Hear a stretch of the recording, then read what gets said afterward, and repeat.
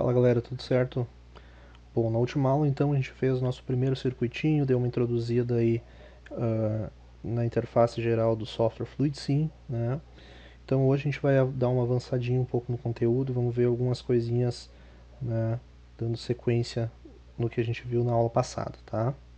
Primeiramente então vamos remontar bem rapidamente, né, o nosso circuito da aula passada. Vou pegar aqui o compressor, pegar aqui a unidade de serviço, né, nosso lubrifil. Vou pegar aqui o atuador de duplação. Vou pegar aqui uma válvula direcional de 5 vias por duas posições, então uma válvula 5/2, tá? Vou começar a fazer as ligações dela aqui. Beleza. Vou dar um zoom aqui.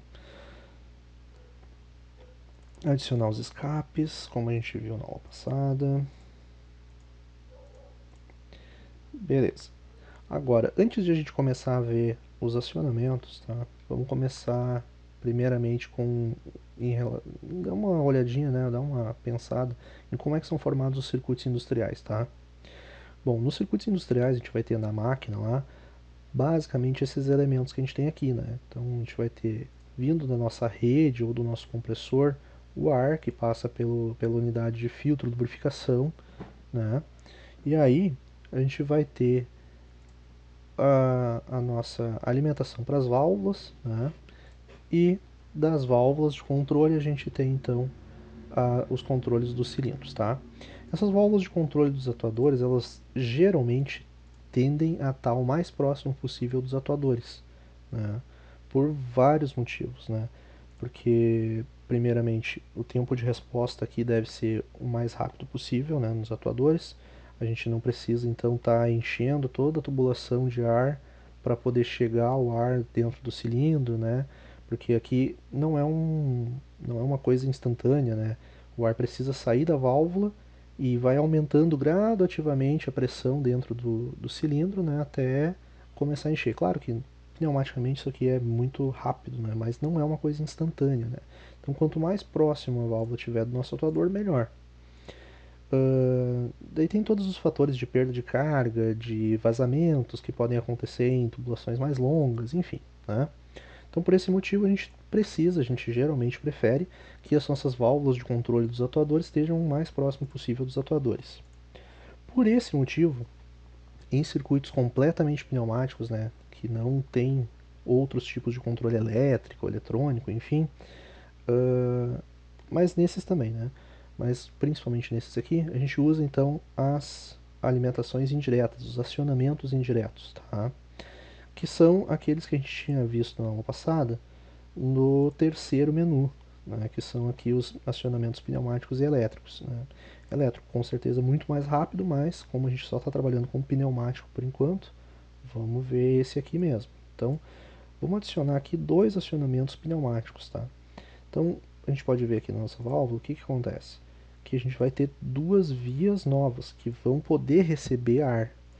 E pela posição que ela está aqui, vocês já podem imaginar, né, que quando elas recebem ar aqui, por qualquer uma dessas vias, elas vão fazer o acionamento da válvula principal. Né? Então elas vão trocar de posição quando a respectiva lateral recebe ar. Né? Beleza, vou abrir um pouquinho de espaço aqui, vou puxar ela mais para o lado. Por quê? Porque a gente vai adicionar mais válvulas agora. Para fazer o controle dessas vias aqui, né, da válvula grande, a gente vai usar válvulas menores, que são as válvulas 3-2, tá? São válvulas que têm 3 vias por duas posições. Se a gente for ver aqui, a gente tem aqui a descrição do componente, alguns exemplozinhos, né, visuais de como é que são as representações físicas, né, de como é que são fisicamente essas válvulas. Né? Então aqui a gente tem um exemplo de um botão, a gente tem aqui um exemplo de um rolete, né, de um fim de curso, aqui um outro um pouquinho mais comum, né, uma representação um pouquinho mais comum. Então essas aqui são válvulas bem pequenas, né, elas não precisam ter uma vazão muito grande, elas só precisam fazer o bloqueio ou a abertura, né, da passagem de ar para poder fazer o acionamento da válvula grande. Mas essa aqui sim, que controla o cilindro, né, às vezes até cilindros enormes ali, né, precisa ter uma vazão compatível com a do atuador. Essa aqui, como só vai fornecer ar para poder fazer o acionamento daquela válvula maior, não precisa, né? Então, geralmente, a gente tem válvulas bem pequenininhas aqui fazendo esse acionamento aqui. Tanto que ela vai dentro do painel, né? São várias válvulazinhas dessas que podem ir dentro de um painel e ser montadas aí como se fossem botoeiras, tá? Beleza, qual que é a configuração dessa válvula? A gente vai ter aqui então um retorno por mola, certo? Para que ela sempre fique mantendo a posição da direita como a posição padrão.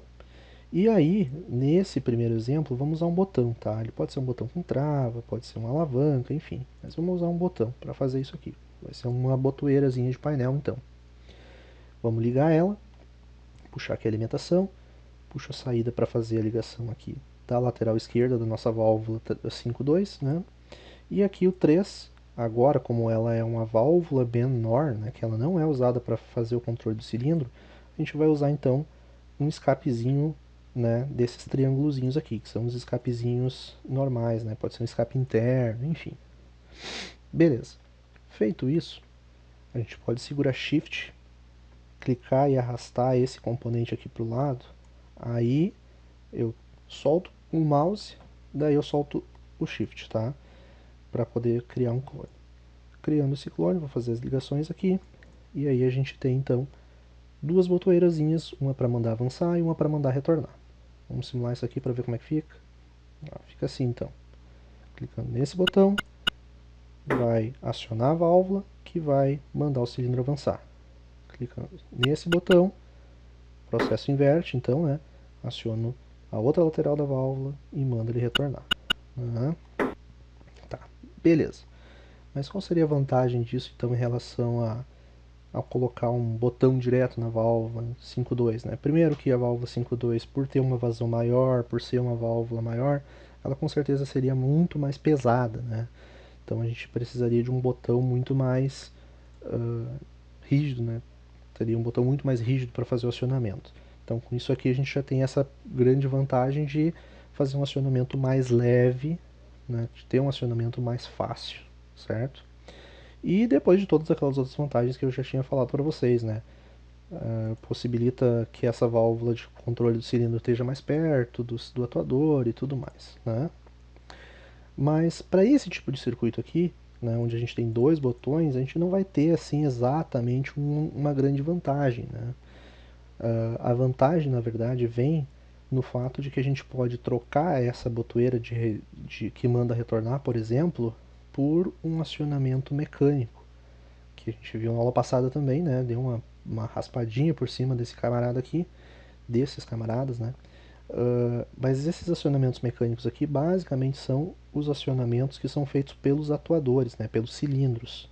Então eu posso botar um acionamento por rolete, por exemplo, e esperar que quando esse cilindro aqui avance, por exemplo, ele acione aquela válvula ali e mande ele retornar, né? Esse aqui já é um exemplo prático um pouco mais interessante para essa configuração, né, onde eu tenho um acionamento indireto. Por quê? Porque se eu não tivesse esse acionamento indireto, a minha válvula não teria como estar em dois lugares ao mesmo tempo, a minha válvula de controle, né? Não teria como ter ela lá no painel e ao mesmo tempo lá no cilindro, recebendo o pulso do cilindro, né? Então eu não tenho como ter essa válvula em dois lugares. Isso já faz com que o nosso acionamento indireto aqui, né, seja um pouco mais bem visto, né, um pouco mais útil, certo? Mas no FluidSim, infelizmente, a gente não tem a possibilidade de simplesmente fazer uma simulação de colisão aqui, tá? Não adianta eu colocar aqui essa válvula na frente do cilindro e esperar que quando o cilindro bata nele, ele vai acionar, olha só, ele não tem essa parte da colisão. O que a gente precisa fazer então? A gente precisa criar um link entre o cilindro e o nosso rolete, o nosso acionamento mecânico, tá? Para isso então, eu vou vir aqui dando duplo clique no cilindro, eu vou vir aqui na última aba, que é a aba Actuing Labels, tá? E nessa aba eu posso então criar um nome para o fim de curso e a posição dele. Ah, como é que eu vou saber a posição do meu rolete? Aqui do lado a gente já tem uma dica, tá? Do tamanho do nosso cilindro, ó. Ele vai de 0 a 100 milímetros. Se eu quero que esse cilindro acione aquele rolete quando avança, eu vou pegar uma zona, então, nesses últimos milímetros do nosso atuador. Então eu vou colocar aqui um nome, FC, e eu vou dizer que ele vai começar a acionar quando chegar lá nos 90 e vai terminar de acionar quando ele chegar no 100, ou seja, ele vai chegar no 100 e ele vai continuar acionando, né? Então, nos últimos 10 milímetros do nosso curso, né, quando ele chegar lá nos últimos 10 milímetros, ele vai acionar essa marca FC, né? E aí o que eu vou colocar? Ó, primeiramente, dei OK ali, já apareceu a reguinha aqui com a marca que a gente criou e um quadradinho aqui representando, né, mais ou menos a posição dele. Então se eu vim aqui agora, no rolete, na bolinha dele aqui, ó, dando duplo clique, eu posso colocar então aqui FC também. Aí os dois ficam quadradinhos, ó, mostrando que eles estão linkados, que eles estão sendo utilizados. E aí com isso, agora então, se eu fizer a simulação, olha só o que acontece. Ele vai então acionar aquela válvula e mandar retornar automaticamente. Então, clicando no botão ele avança, chega lá no final, bate naquele rolete que faz o acionamento da válvula e manda ele voltar. Belezinha, galera? Então é o seguinte, agora um desafiozinho para vocês é com que vocês avancem um pouco nesse circuito aqui e façam com que ele avance e retorne sozinho, né? Vocês podem trocar componente, podem de repente adicionar componente, né? Aí eu quero que vocês usem um pouco da criatividade de vocês para tentar formar esse circuito, certo? Belezinha então? Valeu, galera!